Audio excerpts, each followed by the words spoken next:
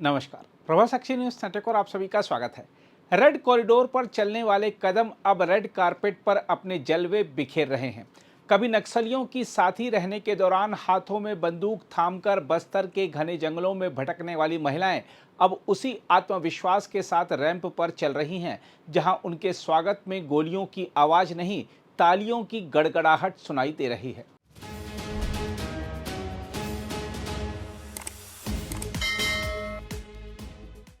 रायपुर में राष्ट्रीय हथकरघा दिवस के अवसर पर आयोजित ट्राइबल फैशन शो में पूर्व महिला माओवादियों ने हाथ से बुने परिधानों में रैंप वॉक कर एक ऐसी तस्वीर पेश की जिसकी कुछ साल पहले कल्पना भी मुश्किल थी। यह सिर्फ फैशन शो नहीं था, बल्कि बंदूक से मुख्यधारा, हिंसा से विकास और भय से आत्मविश्वास तक बस्तर की बदलती कहानी का जीवंत प्रतीक था।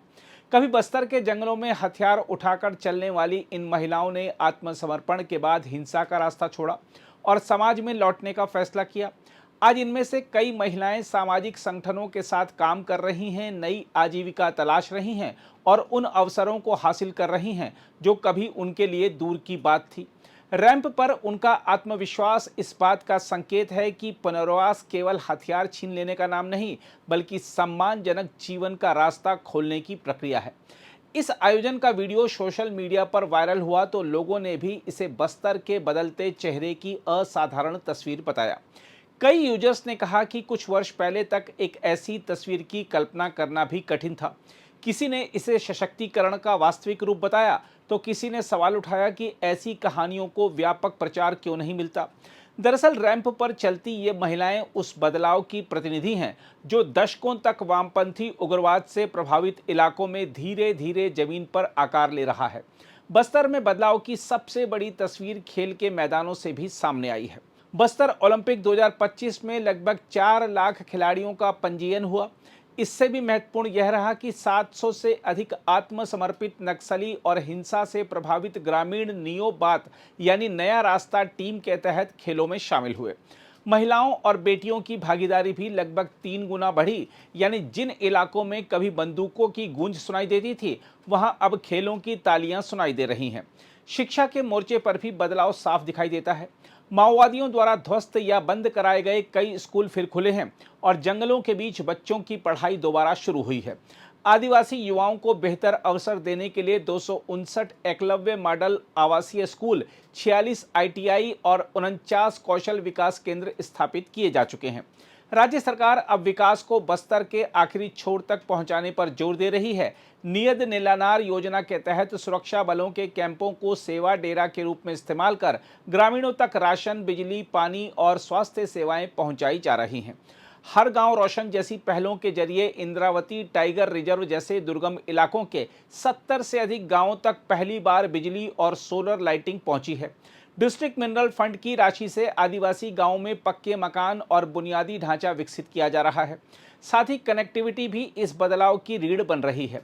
बस्तर के दुर्गम इलाकों में 11,000 किलोमीटर से अधिक सड़कों और 1300 से ज़्यादा मोबाइल टावरों का विस्तार हुआ है। इससे ग्रामीण बाजारों, प्रशासन और देश दुनिया से जुड़ रहे हैं। उधर माओवाद के कमजोर पड़ने के बाद सुरक्षा बल अब जंगलों में छिपे आईईडी को भी नष्ट कर रहे हैं और आईईडी मुक्त पंचायत की दिशा में काम हो रहा है। इस बदलते माहौल की पुष्टि राजनीतिक स्तर पर भी हो रही है।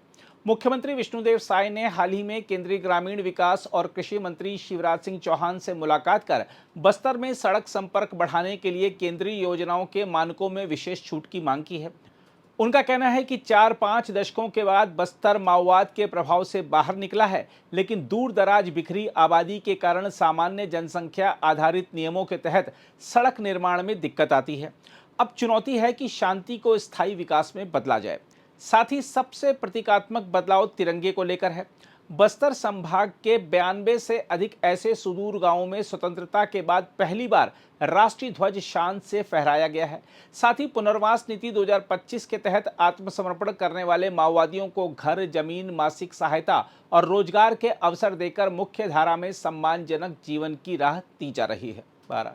बस्तर की कहानी इसलिए महत्वपूर्ण है क्योंकि यहाँ बदलाव केवल सुरक्षा बलों की सफलता की कहानी नहीं है, यह उस सामाजिक परिवर्तन की कहानी है जिसमें बंदूक की जगह खेल, जंगल के डर की जगह स्कूल, अलगाव की जगह सड़क और हिंसा की जगह रोजगार ने लेना शुरू किया है। साथ ही जिस छत्तीसगढ़ के विभिन्न क्षेत्रों को कभी रेड कॉरिडोर के नाम से जाना जाता था, वहां अब रेड कारपेट पर आत्मविश्वास से चलती पूर्व महिला माओवादियों की तस्वीर यही संदेश दे रही है कि राज्य का भविष्य अब भय नहीं बल्कि शांति, सम्मान और संभावनाओं के रास्ते पर आगे बढ़ रहा है। अगर आप भी लेना चाहते हैं देश दुनिया की तमाम जानकारी तो आज ही सब्सक्राइब करें हमारे चैनल को। साथ ही नीचे दिए बेल आइकन को जरूर दबाएं ताकि हर अपडेट आप तक पहुंच सके।